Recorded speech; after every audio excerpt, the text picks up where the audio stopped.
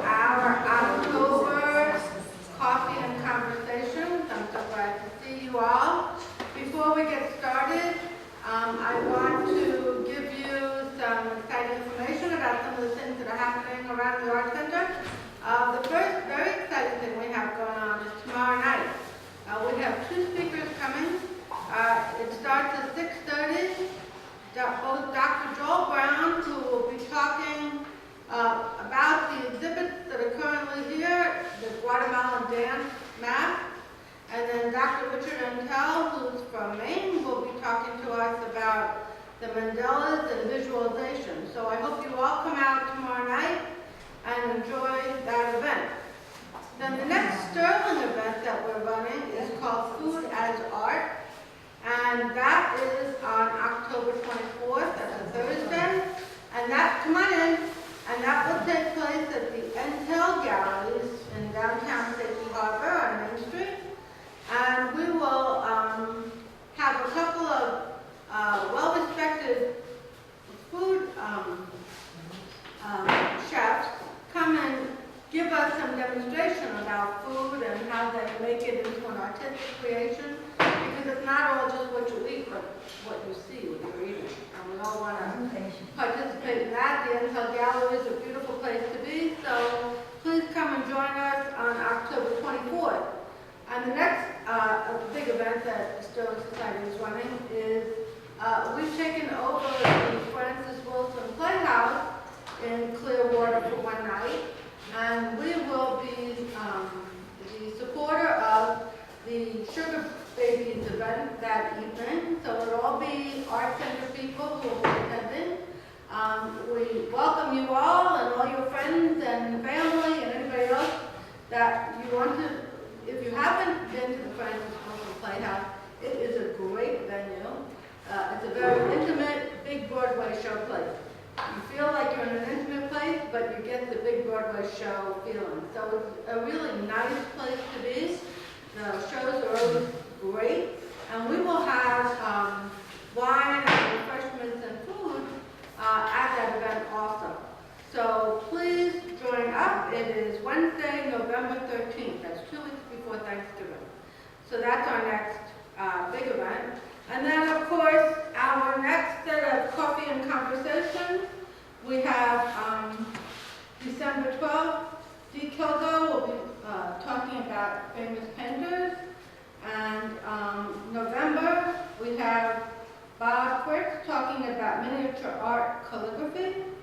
And in January, we have Kathy Hayes talking about fiber art. And last but not least, I know the one thing that everybody always wants to be at is a cookie exchange.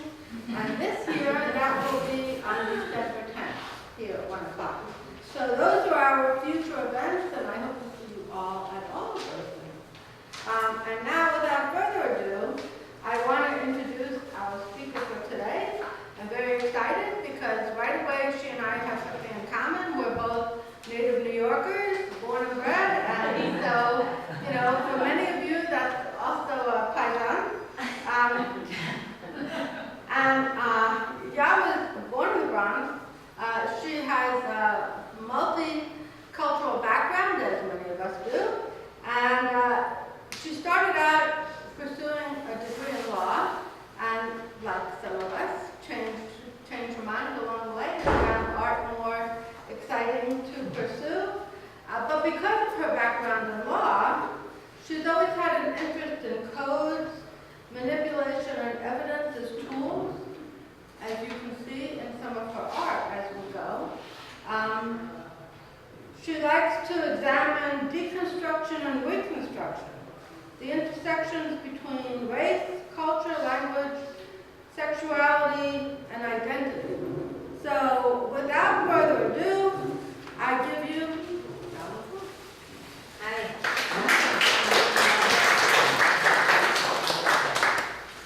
All right. How's everybody doing this morning? Good. I'm Jan and happy to be here. Thank you all for taking time to come and visit.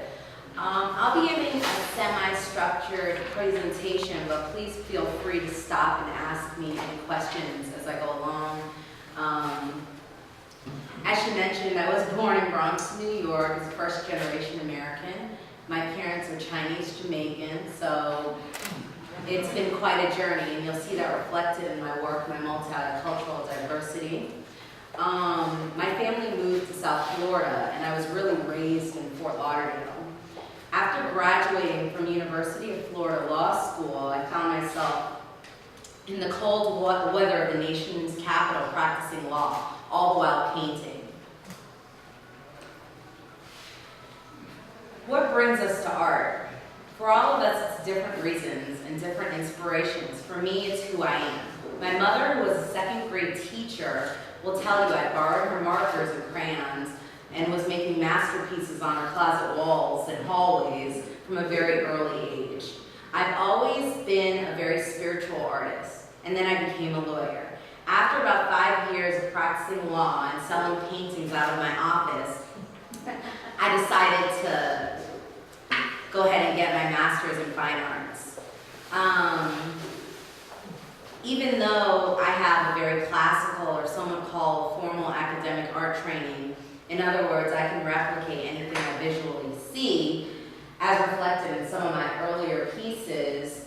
I also started to have a little fun with wash paint. Here are various commissioned pieces that I did. Slowly, I began to let go of my formal training in order to acquire a new heart-generated intuition. I started to become closer to the sublime. The mystery of the mark and my 2-year discovery of the beauty of mark making is evident here. I used most of these pieces in order to enter into my graduate studies. Here are some of my more mature, cohesive body of work. And through my studies at Boston to attain my master's in fine arts, I found a way to bring cohesion between the sublime, art, and law. My work explores finding the light and collecting evidence that we live amongst and burying them in the form of a collage, melting and stain dyeing them to create different sort of statements. Then I find my art begins to take the form of a cultural remix, directing viewers to recognize the media bombardment of traditional values of popular culture. My approach juxtaposes the traditional labyrinth to evidence as I gather through mainstream cultural media.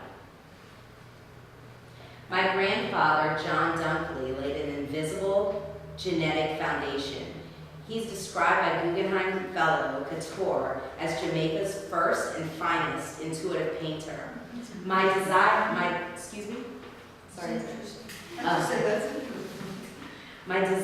was not only to build upon my grandfather's legacy, but to create artwork that reflected my cultural hybridity, resulting from parts of my childhood summers spent in Jamaica. Much of my artwork explores tracing textiles, languages, and pictographs, African, Mayan, Egyptian, Chinese, and other ancient cultures from around the world. This historical context truly molds my work. So here you'll see that process is very important to me.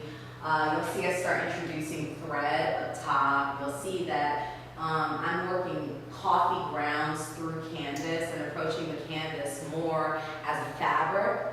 You'll see that the lines I create, I'm kind of batiking, and you can find figures all throughout. There's a head, there's heads all throughout. I'm showing the back so you can see some of the stain dyeing techniques that I'm using where I'm pushing the paint through canvas in order to end up with different type of results this way.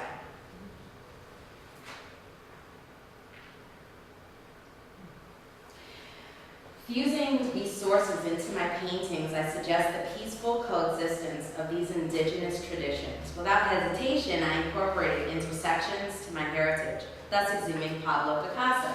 I also receive inspiration from primitive art. Like Pollock and other masters, I was drawn to art making on the floor, using gravity as willing assistance, further investigating the physicality, performance of the gesture, the dance, the drip, mark making, and I became a hopeless romantic for my process. According to Julia Cameron's book, an artwork is the product of an artist's imagination expressed through their chosen material and technique. I became obsessed with the process of art making. Additionally, I started by building a solid foundation inspired by the color field painters. The immense fields of flat, solid, stain-dyed color spread across the canvas captivated me. Delving deeper into Greenberg's discourse, I simultaneously became intrigued with Kenneth Nolan's, Clifford Still, Mark Rothko, and Motherwell, of course, which I put some of their pieces to show you my real influences. And of course, like Rothko, I started to explore this, creating this meditative space, a space that you could stand in, a space where you could explore the work. And most of these pieces that I'm showing you range from being 8 foot by 7 foot, so they're pretty large pieces. This one, these two in particular, again, I'm showing you the back of the work, and I'll show you later, you know, different curators and different places that I exhibited, they choose to exhibit my work differently. Some of them do it against the wall so that the light can show through, and then it shows my work a little differently. Some collectors of mine just put it on the wall, so it never sees light, so it kind of depends. It's, you know, it has its own different flexibility depending on, you know, what you want to do with my work. Okay, now more about my process. Over the course of producing hundreds of prototypes, I also developed the process of utilizing stain-dyed ingredients: acrylic, ink, nail polish remover, pigment, glue, alcohol, egg, bleach, heat, resin, and natural weathering. Also incorporating evidence of earthly elements of the physical world, using sand and dirt to build texture. So like what we walk on, what we live with, all these different things I gather as evidence that we were alive and around, and I put this into my work. And after, you know, I'm confronting both sides of the canvas, as I've kind of indicated before, my process became detrimental. I also take a lot of these pieces, put them in a washing machine, take them out, I paint on them again, and then I glue, and then I paint on them again, and then I wash them again, and it's just a very interesting and evolving process. These in particular little pieces I do about, this is where my practice of law kind of seeped into my art practice, where I take, you know, I'm very obsessive. I do at least 10 to 20 little paintings before I even start to begin working on a big one. So even though it's a bit serendipitous, I still leave, you know, chance to very limited. I kind of know what's going to happen by the time I get big. And also you'll see that, you know, even though I will think it'll turn out like this, there's still differences in every piece, you know.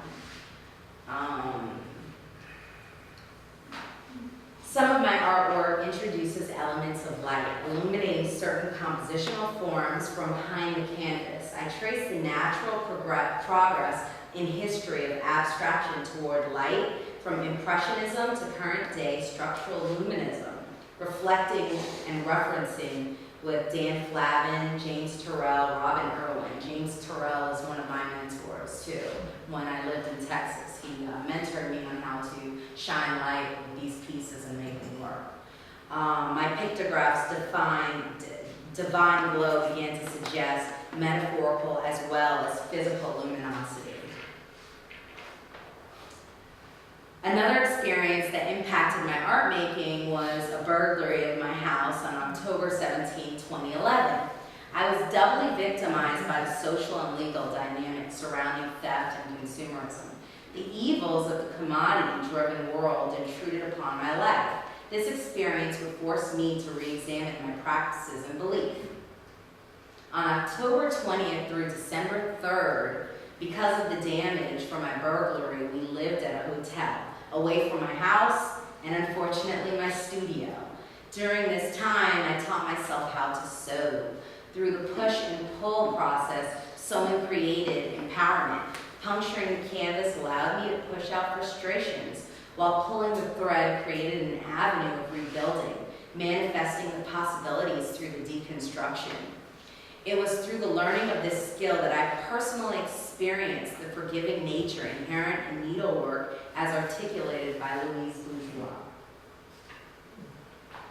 Following this invasion, I began to pose numerous questions. Is these branded codes and signs that perpetuated the confusing consumerist ideologies that led to the personal violations that I suffered? I decided to take this into new evidence, of course. Many years' worth of accumulated luxury and good were stolen from me, and rather than simply move to replace them, I took the time to consider the reasons why I'd sought to possess them in the first place, and why their absence had such a significant impact on me.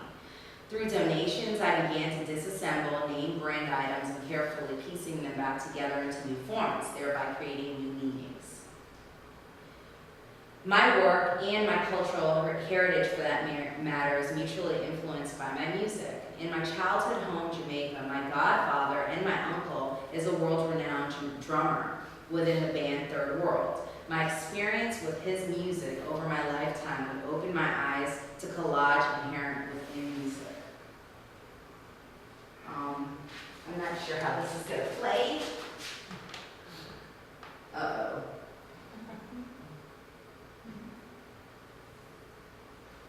Okay, so pretty much, let me just, so what this was a video of, I don't know if you guys know now that we found love, what are we gonna do? Yeah, so pretty much it was just a video and how like that song has progressed and been remixed over time, and how this was one version and how he has another version, and how Heavy D took it and did something very different with it. So I'm just introducing this this notion of what a remix is. So let's see. I use remix sometimes in some works that is used to this in the same way with music. Here's an example. With I took my uncle and I showed you how visually I've turned artwork into a remix. Much of this explores,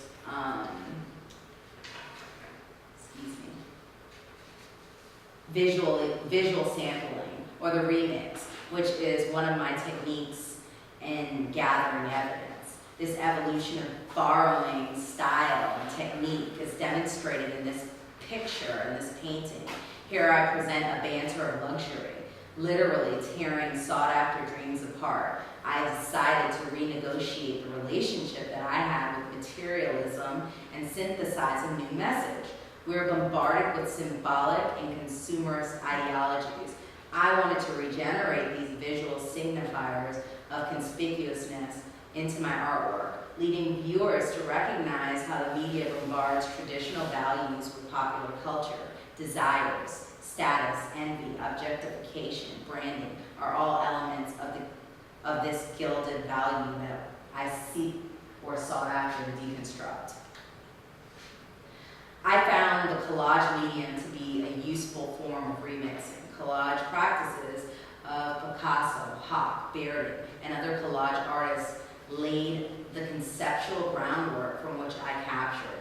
Ramir Baird's work confronted the social realities of communities that he lived in pre-Civil War rights America. In a similar fashion, my featured work, I took valuable African garbs and deconstructed their fabric to create a different type of contrast between the good itself and the value ascribed to it, though branding and marketing and advertising.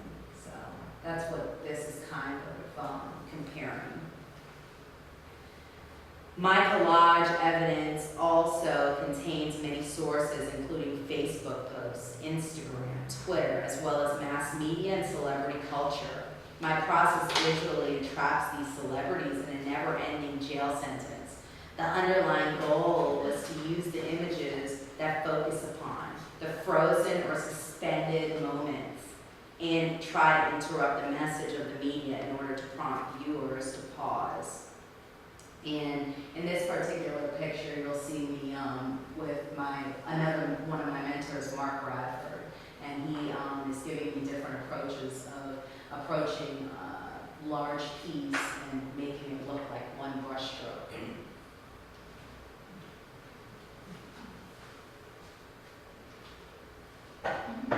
Central to my art practice is the component of the labyrinth, a symbol found in all major global cultures, from Greek mythology to Christianity and contemporary spirituality.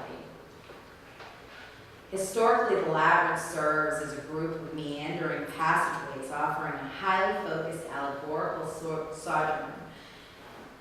It is appreciated as an experimental walk, as the quest for the imaginative mentor of Greek and mythology, a way to trace a path to God and Christianity, or a meditational place to attain enlightenment and self-reflection for a contemporary spiritualist. Here you'll see I have taken something that typically is walked on and now introduced it into sight.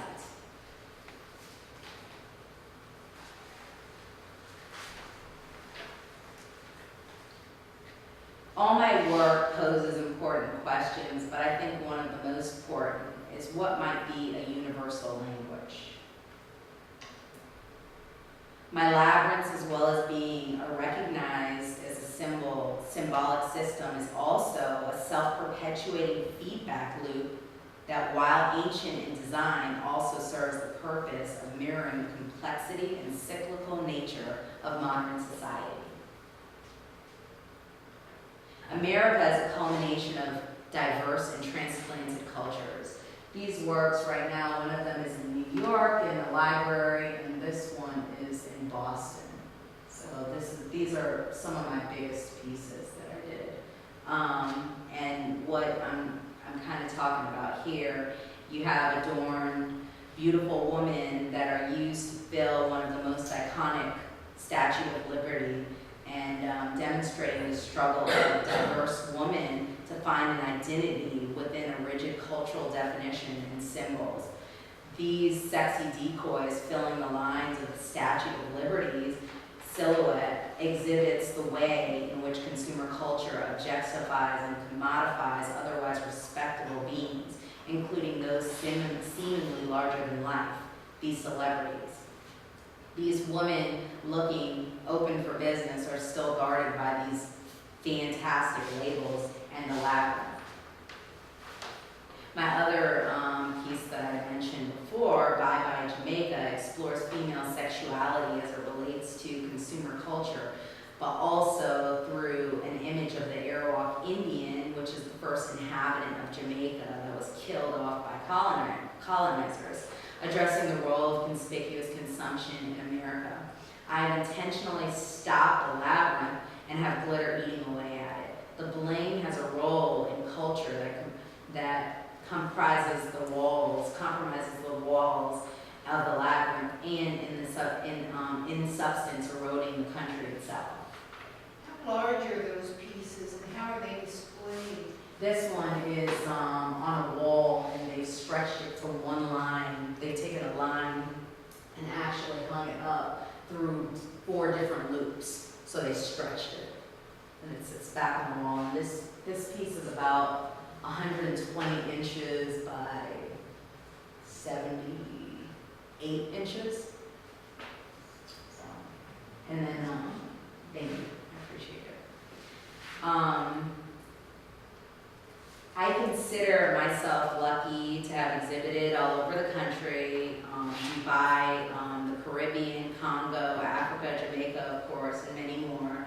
I have mentors like Mark Bradford, Jeff Koons, Radcliffe Bailey, Terrell James, and many more who help me focus on the fact that art is a gift.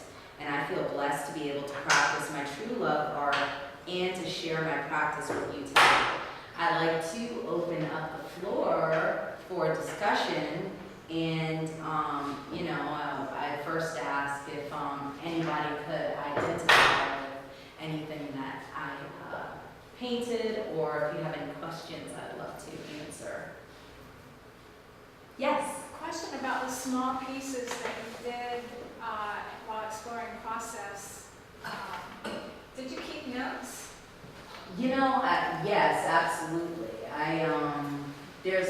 There's a point where I think I keep notes with I draw notes, I take notes, and most of my note taking is shockingly in my dreams. And I get up and I'll then make what I've dreamed about. And these things are almost, now that I'm saying it out loud, kind of my note-taking, just in a different form. So I guess that, because these end up being something very different, and I guess it's less about the writing and more about how I can take my ideas from my dreams and kind of cement them into something else. It's bigger. And most of these, I dream much bigger pieces, and they become, they're so dwarfed here. And, you know, even when one curator came into my studio and was asking me why I don't display these, and I'm like, no way, this is my source material. And I have to kind of wrap myself around to exhibiting these because they're kind of very personal. So I guess it's kind of like my diary, I guess you could say, if that makes sense. Yes? In your exhibits, do you have any of the dialogue that you've given us today? Because that just enhances your art.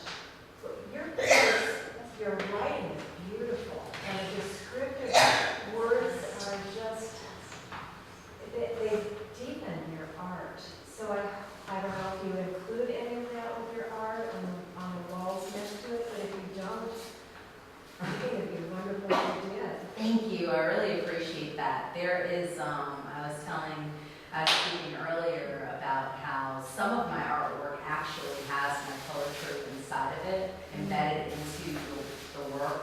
And when light's behind, you can't really see it until light's behind it, and then the words start to appear.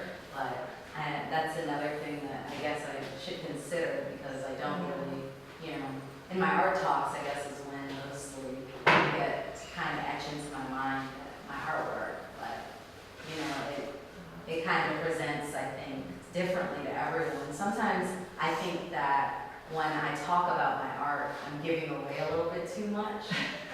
That I like there to be some kind of mystery. And like I mentioned before, there was, you know, a lot of mystery for me with mark making. And I think that, you know, you can look on the ground and find so many marks on the ground, how beautiful a mark can be and what it can manifest into. And I did a 2-year study on just marks. And it's all a journey for me. So, yes. Where's your studio? My studio had just moved. It's in St. Pete right now, and my husband and I, we found a house that has a separate studio space, a mother-in-law suite that he's turning into a studio right now as we speak. But you know, installing air conditioning turns into taking down a wall and having to, the older homes, I live in historic Kentwood now, and so, but I've had a studio, I had a studio in Dunedin. I lived here first before I moved to St. Pete, and I have a studio space also in New York, in Brooklyn. Where in Brooklyn? In Brooklyn. I keep it in Brooklyn. It's south, like off of 4th Avenue. Exactly. Exactly. So please. I love your mark making and the whole concept of waking up from a dream and taking notes. I'm curious as to whether when you're creating one of your bigger pieces, the thoughts just sort of flow rather quickly after percolated on your smaller pieces. Does that happen? Yes, absolutely. I am very, very obsessive, and actually when you stand in front of one of my pieces is when it becomes very evident, because it's one thing to look at them here, it's a whole other thing to stand in front of these pieces.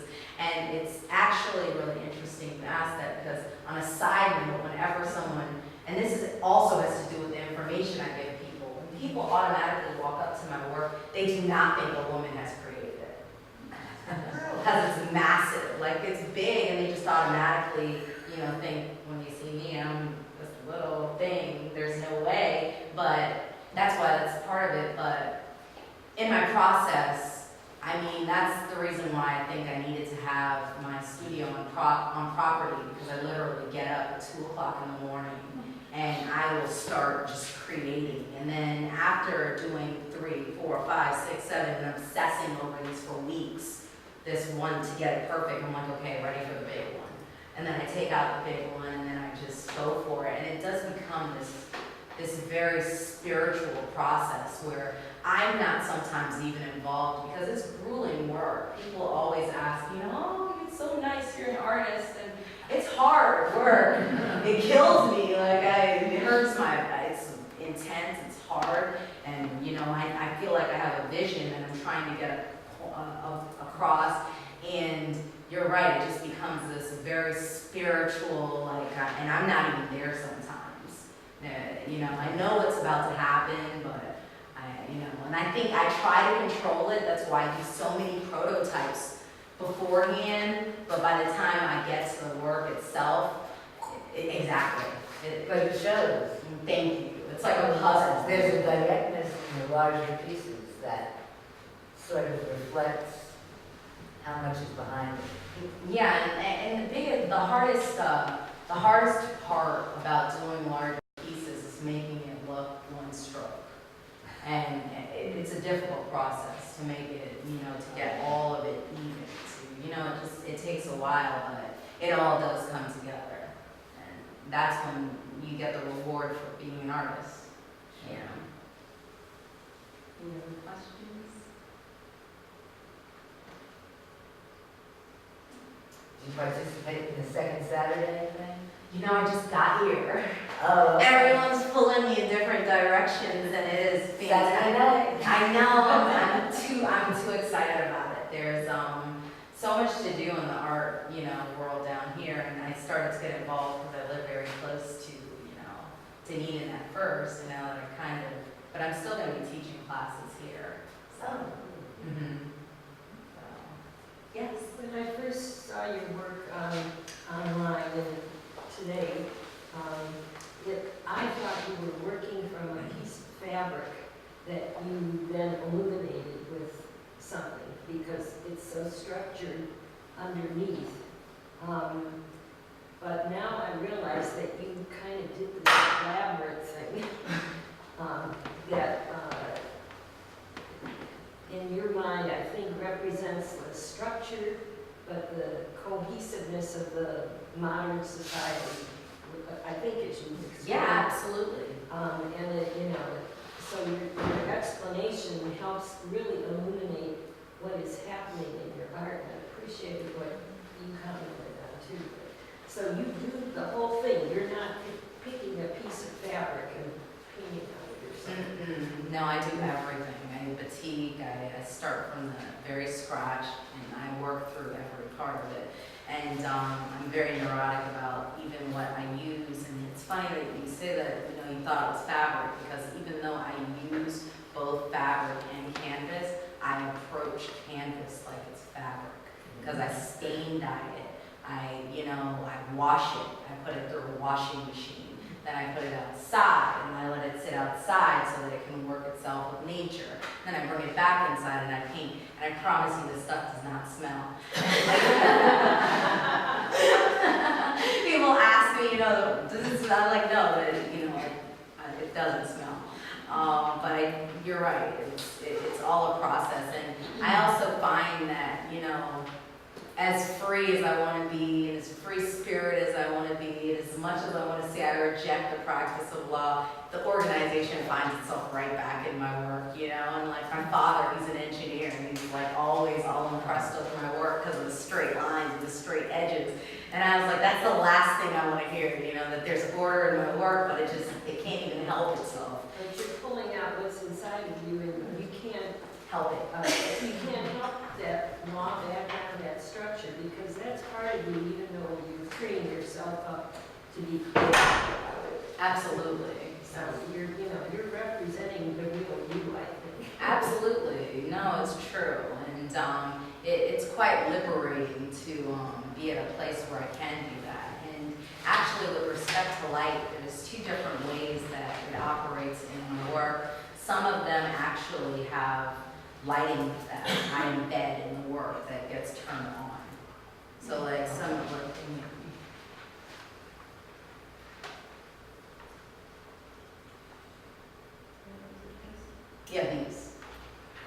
these have lighting on the inside of them. So when you paint it, it actually has light going through. Like this is silk. This has words. Speaking of words, this one has words in there. This one I teach myself. This one I teach myself. And it's very, you know, I never considered myself a quilter, but quilters always think I quilt because of the way I sew it. So when you look at it, I sew it as the same way you quilt, but I just taught myself how to do that. And then, let's see, did I show some of my exhibits? I think right here, like in this one, there we go. Here's one where they exhibited it so that light is not on it, but light. And I never asked for that. I just put it on the window. So, and then, what else can I answer? Yes. Do you still practice law, or have you gone completely to your artistic side? I don't practice at all. Of course, I have friends that think I do. So I never ever really truly escape that. So, you know, I get the questions all the time, but there's like a heavy disclosure of me not being a representative of any form. So I guess if you needed help, I can't help but to help somebody, but at the same time, I'm very much not a practicing lawyer anymore. Anything else? Yes. You know, I think that in all of art, there's structure and process, and it's math and science and all that brought together. So even though it can be free-spirited, it still brings in, like everything in this elegant universe, it brings in structure. And that's beautiful in art. So I guess I would embrace that. I just embrace that structure and that process and the beauty of it. Yeah, that's a really good thought, you know, and that's why I think for a long time I'm like, no, I do not practice law, and I try to reject it because it didn't really,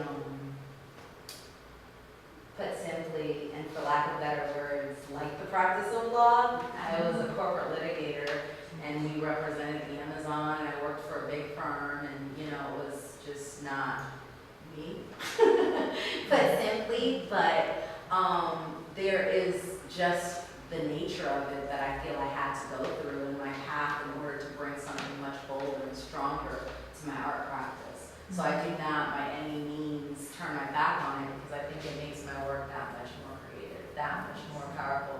It brings that much more to the table. And even it's not even just my experiences alone, it's everyone around me. Like my family has a huge impact. My mom being a second grade teacher and allowing me to, you know, be creative and encouraging that and framing my pieces that I drew on the wall and holding and taking it, you know, and really encouraging me. And, you know, my brother, who is a doctor, we went to school, we went to University of Florida at the same time. And my brother, he's right now is an eye surgeon in Orlando, but I feel like we lived together when I was in law school, and I had to learn what he was learning. So I kind of got to see the gore of surgery while I was in law school. So that is something I entered into my art practice too. So everything, I think, is, you know, my interactions with my friends, my interactions with, you know, everyone. I think that it all plays itself beautifully in order to, you know, contribute something very beautiful there. So how many artists do I have in here? Nice. Are you guys painters or? Watercolor? Fantastic. Watercolor is special to my heart because I take in my process a lot of what I do is I don't just use paint, I make it in, like, I heat it and I water it down and I try to find different pigments to either make it bolder or softer. So like there's different things that I love watercolor though. So you've been doing? Well, about 20 years after I retired, so I'm sort of new at it. Okay. most people my age. Mostly a fall player. I'm trying now and go into portrait painting, so it's like a whole new world. Right. I'm a beginner. Right. So is there, what inspires, I guess, everyone else as artists? Can someone kind of throw that out there? Because I like to hear other inspirations. You can't stop. Exactly, it's who you are, right? I guess if does anyone have any other questions? I just wanted to say though that I think, especially when you talk about having these dreams and you wake up and then you do your art from your dream. Right. But this is exploring your subconscious too. Yeah, absolutely. Which is, again, integrating everything that's part of you and expressing it in your art. Absolutely. And, I can see how you've evolved in some of the things you've shown us here, including that, right in the beginning, you were very realistic, very, in my opinion, no critique of anything, but in my opinion, you were a very good realistic artist too, but you evolved into something more expressive. Right, absolutely. But at the same time, I think, I heard an interview with Jane Fonda and Oprah the other day. Jane Fonda was saying she's in phase 3 of her life now. It made me realize, because I just retired too, and I've had this urge since I was a kid to be creative. And, now I'm in the 3rd phase of my life, but I think you're going to very much, because you've got many more years ahead of you, it'll be interesting to see how your art further evolves. Absolutely. I'm supposed to have a solo show in St. Pete in December, so I'll make sure that they post that. And then I have 4 upcoming solo shows in the beginning of next year in New York and Texas, so I'll try to make sure that everyone is posted with that kind of news. But you're right, I'm excited to see where my work goes and grows, because I feel like I need to get bigger and bigger, and my work, I make it, believe it or not, for the mass media.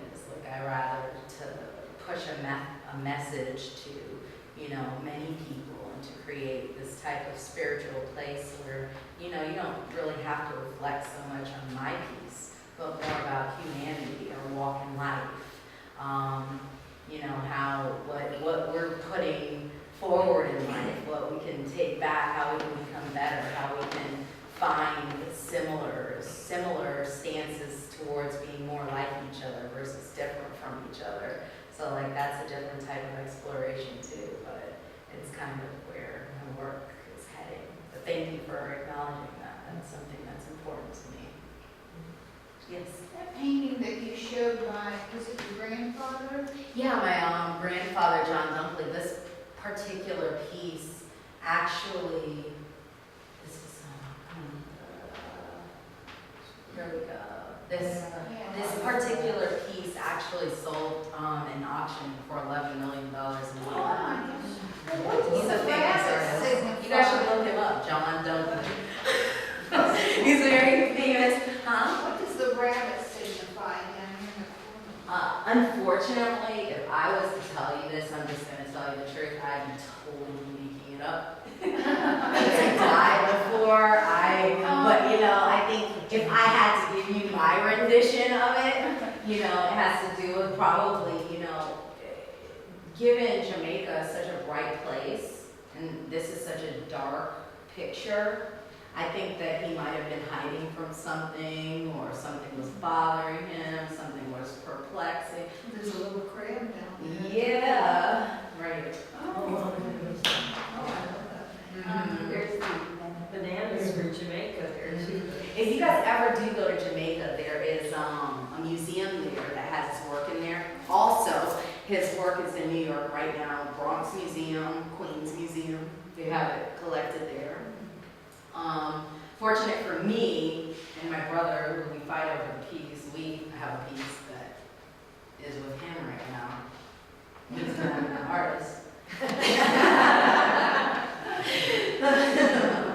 But yeah, this is very, very proud for our family.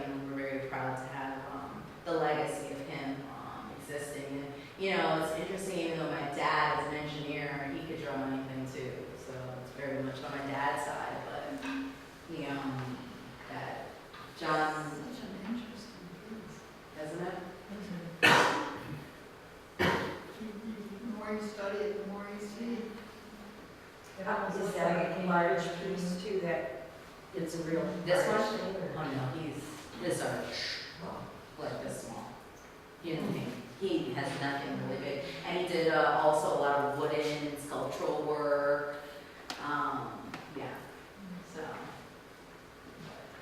Did he realize any fortune from his art during his life? Yeah, like many artists. He did not. He died very early of diabetes, which runs heavily in my family. So, unfortunately, no. But I think the best is when he's remembered. So, you know, he's not died and not remembered. And now you guys all know who John Dunkley is. That piece, when you first showed it, it looks like a medieval tapestry. And it's kind of interesting that you are working, And it's true. like a modern day tapestry. type. Absolutely. Absolutely. But that looks like something you would see in Paris at the medieval art museum. There's an article where someone from MoMA actually compared my work with his work, and it's interesting to see the alignment that I didn't see. You know, I was like, oh, that's cool. I'm glad, because he uses a lot of lines, and there's a lot of linear stuff there, and you know, also I tend to go to very earthy tones the same way, like it, Yeah. you know, it's interesting the way that works. I noticed the woman has shoes from the 40s.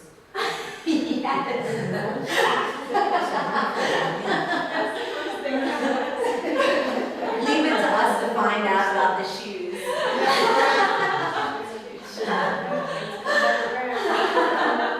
Next year.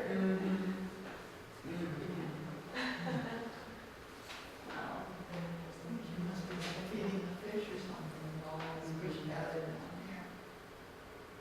Yeah, and even like when I even take these symbols that no one asked me about, but these are the symbols I dream about.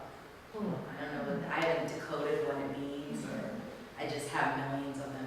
Whoever asked me about the note taking, Yeah. I draw hundreds and thousands of these. They're everywhere in my studio because I think about them and I draw. I don't know. I can't really. That's another thing that I think is coming out from my subconscious. I don't know what it means yet. And you know, I think as my art continues to progress, that you know, I'll start to maybe, or maybe not. I'm comfortable with not knowing it all too. But we'll see where we go with that. Yes, I was going to say something, I was just listening to this whole dream thing. It's very interesting because lately I've gone to the library, looked up some books about dreams and what they mean, and I think that'd be very interesting for you to do, especially if they're reoccurring. You know, they can mean specific things, or they can be expanded on, and now you're tweaking them. Well, I keep having these same dreams, and some of them are awesome, and other ones are kind of scary, and maybe I should jump up. Instead of writing things, maybe I should draw something. absolutely. That might actually help some anxiety. Oh my gosh, I did, during my thesis study, I did, oh my gosh, such extensive studying on dreams, Freud. Oh my goodness, it actually never stops. I'm still trying to figure it out and trying to put it all together. But some of these things really don't have any answers. You just have to, like, you know, that, I hope, you know, that's what I'm still looking. I've begun to, you know, research and even like research certain doctors who look at the mind, like, you know, Freud studies and like figure out why exactly, and what does this mean, you know, and it's still a very interesting place that I'm going with that, please. And I just had one other question. When you first said it, one of the first things, the first few minutes, you were talking about how you wash your things, and I've never heard. I have an old friend that's an artist at the University of Chicago, the Art Institute of Chicago, and I never heard anybody do that.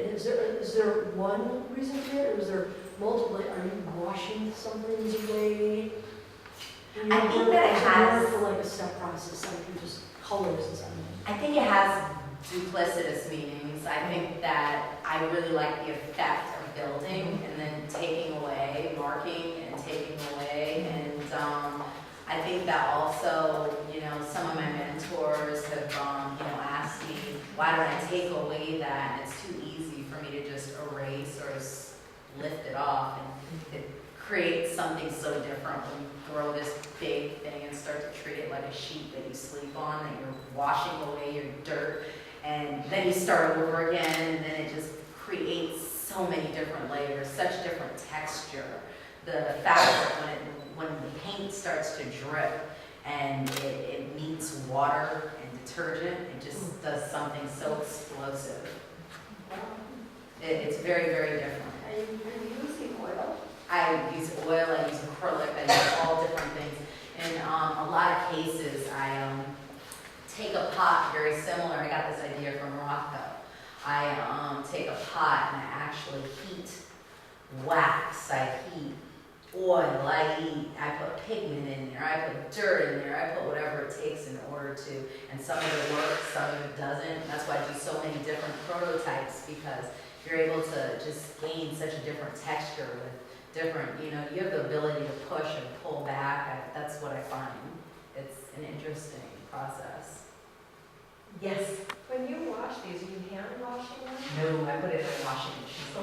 In every studio I have a separate washing machine that I buy, and everywhere we go, pretty much I do a lot of estate shopping, but everywhere I go, the first place I go is see if they're selling their washing machine. I can't have enough of them. It's ridiculous. And I go through so many. Not the dryer, because I hate drying outside, but the washing machines. I can tell you what's the best washing machine. Whirlpool.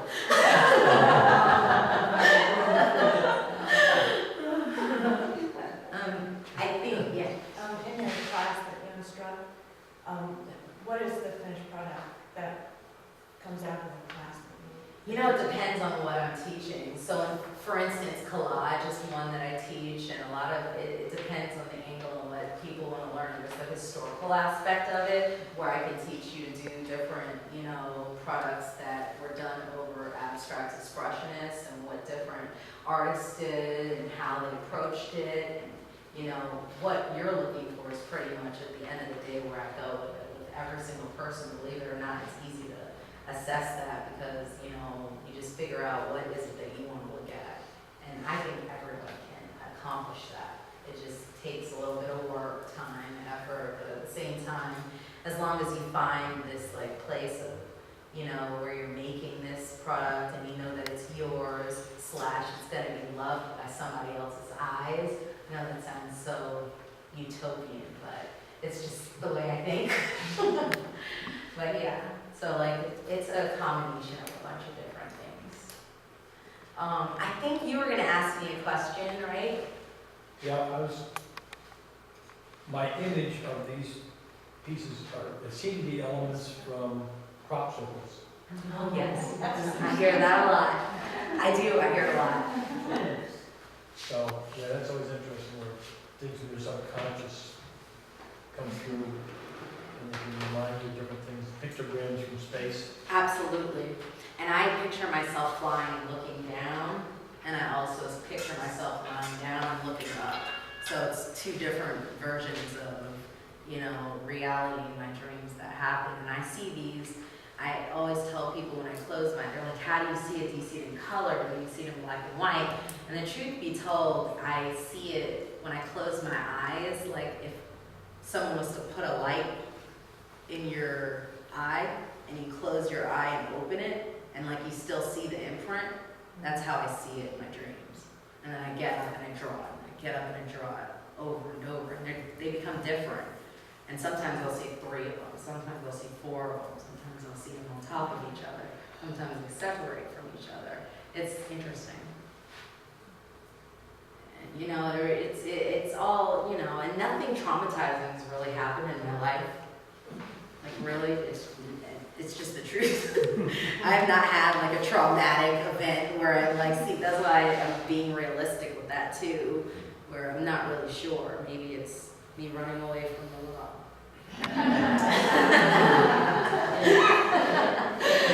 Different symbols from statutes coming up. Anyways, any other questions? I think that I've expired my hour. I appreciate you all bearing with me, and it was so nice to talk to you. Thank you.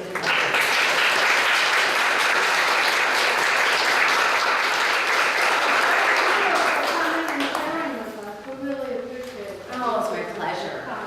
And you guys should take my class. Yay! Huh? What are you teaching here? I'm going to be teaching here collage, and I think I'm going to be teaching a poetic class here too. So just look out for, I'd love to get to know you guys more intimately. Anybody? This year, It's going to be, I believe, winter, she said, and maybe a workshop, even though I think I need more time in a workshop always. this year. Thanks, everyone. Maybe we'll see you tomorrow night. Yes.